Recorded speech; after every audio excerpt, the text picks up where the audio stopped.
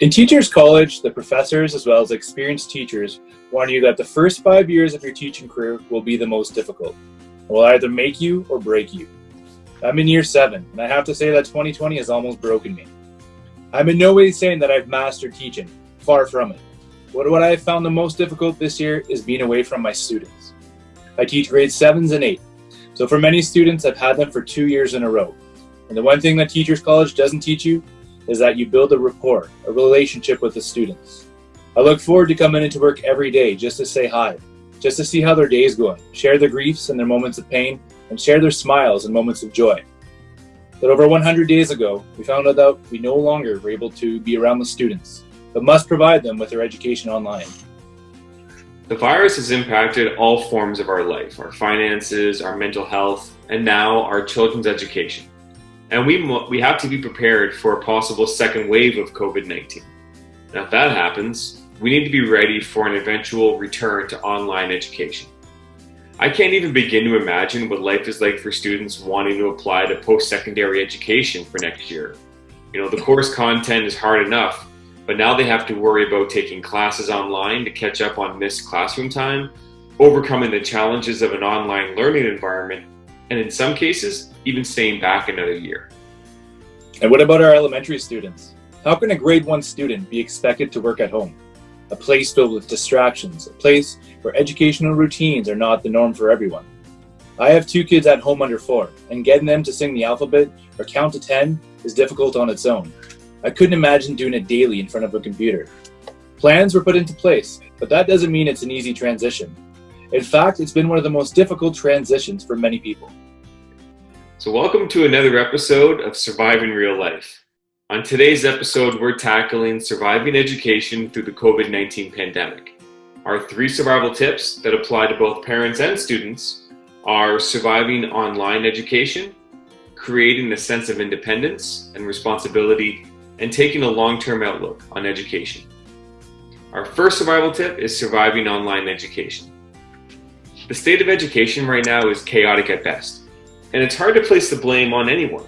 Nobody's really experienced such a sudden and significant shift before, and it's difficult to create an effective plan on such short notice that encompasses millions of people. More than 1.2 billion children around the world are affected by school closures due to COVID-19. And here in Canada, our governments have focused on reaching the most students possible in order to maintain the state of their education, whether that's providing iPads, teachers streaming their lessons, or providing online work for students to maintain. It's hard not to think about what education is going to look like in the future as an educator. I pride myself on being in the classroom, being able to talk to kids face to face, support them on a daily basis, and most importantly, build relationships with my students. That's the best part about my job, being able to chat with them about sports or video games, family, among many other different topics. Now don't get me wrong, teaching the curriculum has its perks as well, but there's no greater validation than knowing you helped a student through a problem or created a sense of understanding. Now enter online education. What does it even look like? Teachers are directed to continue providing lessons to accommodate students through this difficult period of time. That's the easy part. The hard part is motivating students and assuring them that their education still matters. To be able to survive online education, we need to be able to reach the majority of the student population. But how do we do that? Well, this is where parents play an important role. It's up to us, parents like me and you, to make sure our kids are dedicating the time to doing their work. My son starts kindergarten this year, so I'm reminding myself that nobody's expecting perfection. Most of us aren't teachers like Daryl and have never really done this. But what is being expected of us is that we put in the effort to support our kids and the teachers who are doing their best to teach these students. If this is going to be the new form of education system, then it's up to everyone to put our best foot forward. It's about helping our kids to organize their time and material, encourage them to create a schedule or create one for them if they're young like mine. They don't have to sit in front of their computer or tablet all day, but it's a good idea to dedicate certain time periods during the day where they can focus and get work done, and then come back after a break to do more work later on. Creating a routine with them will help them develop good habits while studying at home, and with support when needed, not only will they survive online education, but even thrive through it. Now, our next survival tip is to create a sense of independence and responsibility. The idea of having to sit in front of a computer screen for hours each day doing schoolwork doesn't really appeal to many students, especially at an early age. Without a teacher there, it can be difficult to motivate them. As a result, many students in elementary and secondary schools may not succeed in this online learning environment. For those who've experienced college or university, there's one thing they all have in common, and that's a sense of independence and responsibility. There's a professor in front of us, but it's our job, our responsibility to achieve success. College and university creates a sense of independence and responsibility, crucial in developing our cognitive abilities, while culling those who lack the discipline to succeed. Post-secondary education is not for everyone. You need to be disciplined, organized, and have a desire to achieve success on your own. There are no longer teachers holding you by the hand, forcing you to do the work. Now, we're not saying that an 8-year-old should be expected to become an independent adult, but this is the perfect opportunity to create a sense of responsibility in our children. We need them to be accountable for their learning, and if we can teach kids that from an earlier age, they're only going to benefit.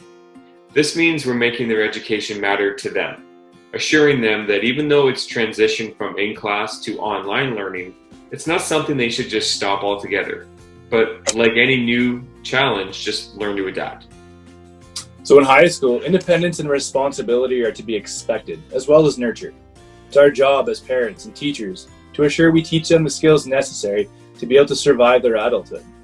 So the more difficult part of the online transition for these students would be the inability to ask critical thinking questions when they happen. So for most students, we need the validation of knowing our thoughts and beliefs are on the right track. They want to know they're right. So for progression and advancement, it's important that we understand the fundamentals of what is being taught. Without a teacher in front of us, it becomes difficult to ask certain questions, especially if the questions are not being answered right away, slowing down their work progress. So if we choose to look at this as a positive, online learning can create an environment where our kids learn to self-validate, do their own research, and take ownership of their own education to a degree. The teacher is there virtually to provide guidance and feedback, but the student has to learn to get by on their own. It may sound harsh, but if you reinforce the value of education and engage them in conversations about what they've discovered, it will create buy-in, motivation, and develop a sense of independence and responsibility that's going to serve them well in their studies and in their life more broadly. Which brings us to our survival tip number 3, surviving the long term of the virus. So before the disastrous pandemic, there was a large push to adopt technology in the classrooms and households for educational purposes. So projections are estimated at being around $350 billion by 2025 in terms of investments into apps, virtual learning environments, and video conferencing tools. Could this pandemic be a catalyst to moving away from the classrooms? For my job's sake, I hope not. But what does this mean for education? Well, the pandemic made it a necessity to offer education online. So as a society, we couldn't afford to be without our students getting an education for what the government knew would be an uncertain amount of time. Elementary, high school, and post-secondary teachers all rushed to prep their courses for online usage. Now, some see moving to online education as beneficial for students. Look back over the last 20 years and we see a rapid increase in technological usage.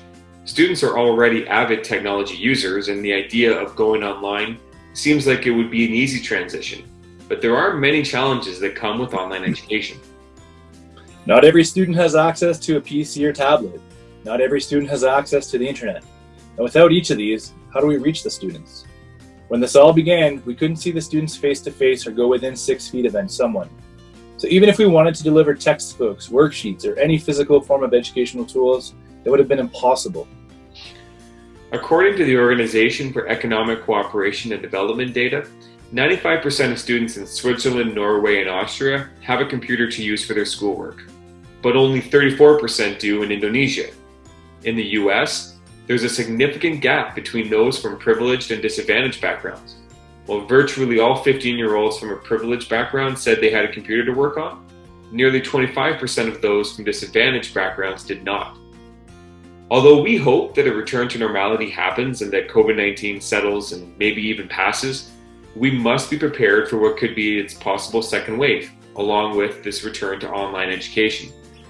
But as a society, we can't afford to leave a quarter of our children behind in terms of their education. So governments have a lot of thinking and possibly spending to do to make up the gap between students and their access to technology.